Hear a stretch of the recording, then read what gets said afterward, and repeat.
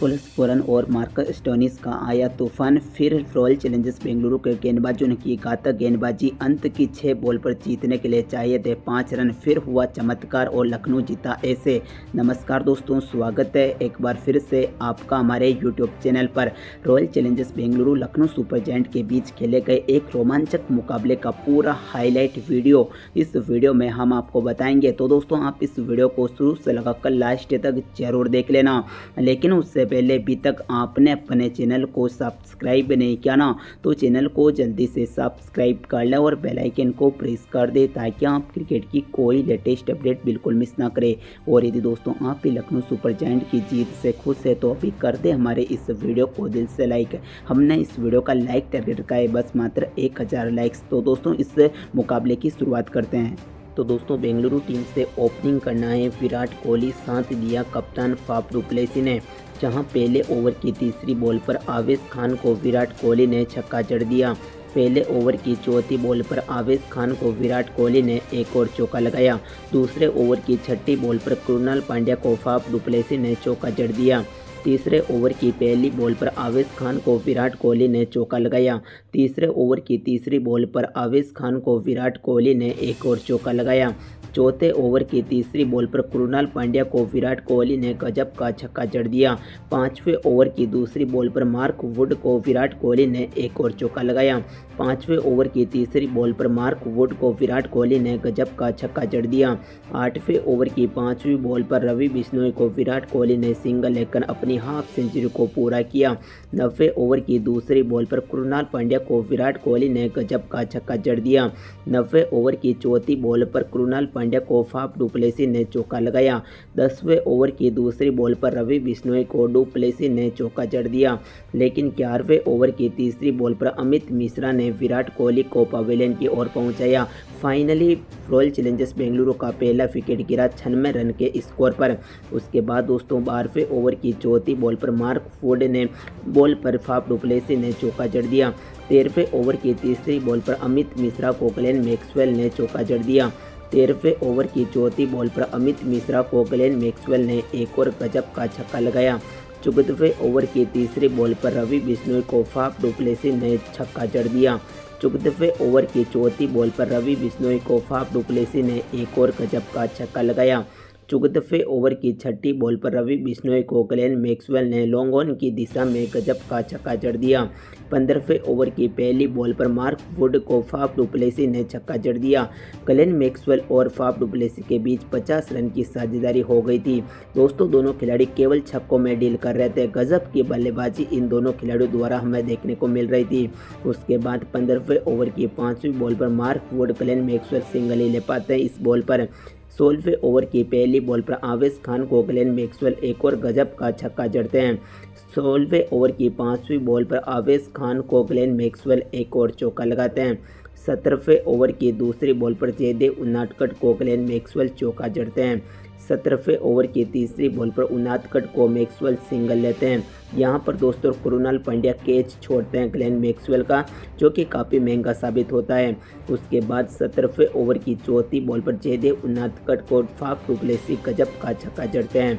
17वें over की 5वीं ball पर उनादकट को फाफ डु प्लेसी एक और गजब का छक्का जड़ते हैं। 17वें ओवर की छठी बॉल पर उनादकट को Faf du Plessis cover drive से चौका लगाते हैं। 18वें ओवर की पहली बॉल पर आवेश खान को ग्लेन मैक्सवेल छक्का जड़कर अपनी हाफ सेंचुरी को पूरा करते हैं। 25 बॉल पर 75 रनों की साझेदारी हो चुकी होती है इन दोनों खिलाड़ियों के बीच। 18वें ओवर की दूसरी बॉल पर आवेश खान को ग्लेन मैक्सवेल एक और गजब का छक्का लगाते हैं। उसके बाद 18वें ओवर की तीसरी बॉल पर आवेश खान की बॉल पर ग्लेन मैक्सवेल सिंगल लेकर फाफ डु प्लेसी और ग्लेन मैक्सवेल के बीच 100 रनों की साझेदारी हो जाती है मात्र 44 गेंदों पर। उसके बाद 18वें ओवर की चौथी बॉल पर आवेश खान को फाफ डु प्लेसी चौका लगाते हैं। उसके बाद 19वें ओवर की चौथी बॉल पर मार्क वुड को ग्लेन मैक्सवेल एक और गजब का छक्का जड़ते हैं। लेकिन 19वें ओवर की 5वीं बॉल पर मार्क वुड ग्लेन मैक्सवेल को फाइनली पवेलियन की ओर पहुंचा देते हैं। इस मुकाबले में ग्लेन मैक्सवेल 29 गेंद पर 59 रन की पारी खेलते हैं, जिसमें 3 चौके 6 गगनचुंबी छक्के शामिल होते हैं। यानी कि दोस्तों ग्लेन मैक्सवेल अंत में फाइनली आउट हो ही जाते हैं।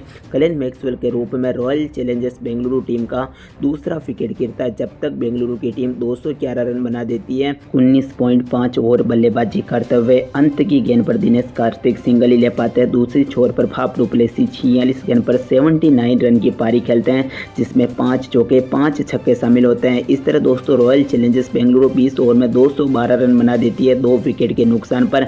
जबरदस्त फॉर्म में दिखती है टीम, लेकिन इसके जवाब में उतरती है लखनऊ सुपर जायंट की टीम। लखनऊ की शुरुआत काफ़ी खराब होती है, क्योंकि मोहम्मद सिराज का तूफान जो देखने को मिलता है, जहां तीसरी ही बॉल पर काइल मायर्स को पवेलियन की ओर पहुंच जाते हैं डक पर। छठी बॉल पर मोहम्मद सिराज को दीपक हुड्डा लेग बाई के जरिए चौका लगाते हैं।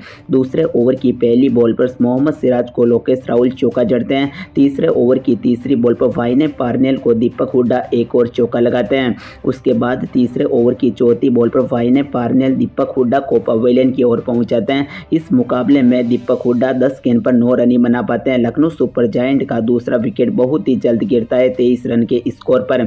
उसके बाद दोस्तों तीसरे ओवर की छठी बॉल पर वाइने पार्नेल कृणाल पांड्या को पवेलियन की ओर पहुंचाते हैं। कृणाल पांड्या इस मुकाबले में खाता भी नहीं खोल पाते। कृणाल पांड्या के रूप में लखनऊ सुपर जायंट का तीसरा विकेट गिरता है, जब तक 23 रन ही बना पाती है लखनऊ सुपर जायंट की टीम। उसके बाद मार्कस स्टोनिस नाम के शख्स का खतरनाक तूफान देखने को मिलता है।